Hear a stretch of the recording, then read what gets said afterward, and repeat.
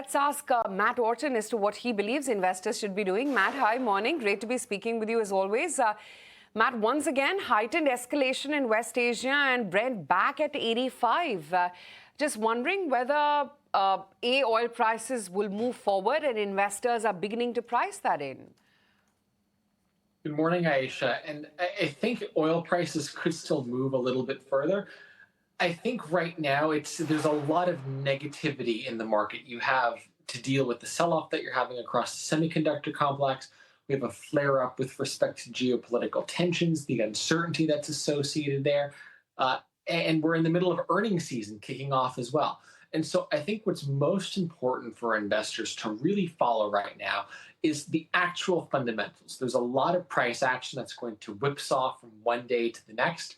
But since we're in earnings season right now, this is a really good opportunity to assess where there is strength in fundamentals. We're hearing globally that there's strength coming from financial companies. US bank earnings have been strong. We're starting to hear strength from some European banks. We're going to get Indian banks reporting over the weekend. Hopefully that strength will start to carry forward such that it can offset worries about potentially elevated oil prices for a little bit longer. I think it's unlikely we see oil prices reach $100 plus a barrel again. And I think absent that scenario, the global economy can deal with that. And there's going to continue to be, I think, a general supply-demand imbalance over the longer term that continues to win at the end of the day. Morning, Matt. How do you see the recent speech of President Trump, where he's alleging election interference by China? Is that going to increase the geopolitical tensions between the two countries? I think that's unlikely. I think it's political posturing, and again, it's just more noise that investors have to deal with that I think adds to some of the anxiety that's already out there. And so regardless of who speaks, whether it's Trump, any other politician around the rest of the world, I really think the main message, again, needs to come back to what actually matters to fundamentals. What we heard tonight really isn't going to impact the earnings trajectory for some of these AI companies that are caught up in a big, deep sell-off. It's unlikely to affect what the consumers are doing in these countries because we've been dealing with tariffs for a long time.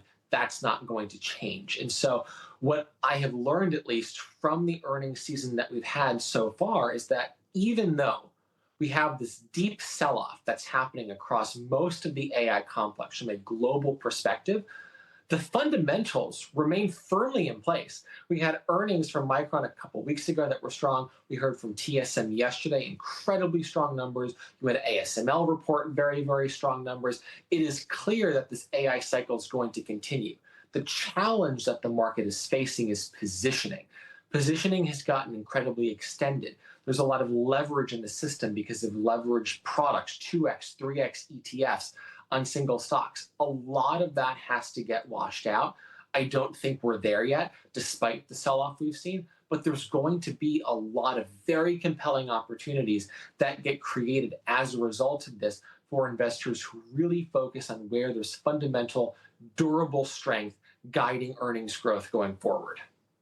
Point taken, Matt. And this little bit of unwind that you're just speaking about, especially on the index itself, the KOSPI is down 6.5% yesterday. Also need to factor in it was up 6.5% day before. But give us a sense, therefore, what's the knock-on effect of that on some of the other emerging markets? The Nikkei is down 4% this morning. Do you believe that this could well have a positive impact on countries like India, which haven't really participated in this AI trade? I'd like to think so, Hirsch. I think that India benefits from the fact that it was never overbought to begin with. Foreign investors really completely forgot about India for over a year.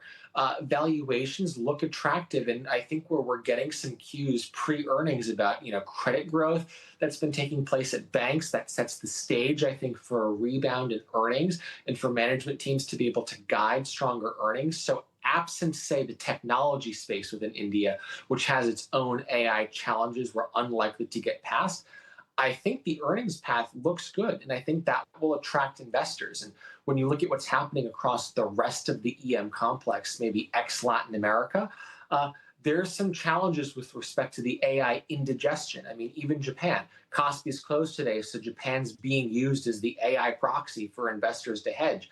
That's why it's down 4+%. Again, it's not fundamentals, it's just caught up in all of this. India should not be. And so I think India does look attractive for investors as a ballast to some of this volatility in portfolios. And Matt, you sense that the AI move is going to cool off further from here, or rather the chip manufacturers? Yeah, Aisha, it has been a painful month for investors like myself who've owned and been overweight some of these names, but I still have conviction. It's all about risk management as well. So looping in some India companies to help offset some of those losses, financials, healthcare, where things have been working. But I think there's still more to go on the sell-off. A lot of these names, even though they're down 20, 30%, I mean, we're barely even touching 100-day moving averages. They've just gone up so much over the past 3 months. There's still a lot of profit taking for investors who got in perhaps late that are going to cut some of their losses. But I do think once we see stabilization, that will be the time for investors to start getting back in, at least to the names where we know and have confidence in that earnings durability, because the story is not dead. It's just positioning challenged right now. Absolutely. Okay, Matt, great to have you on the show today. Thanks for your chat as always. Thank you.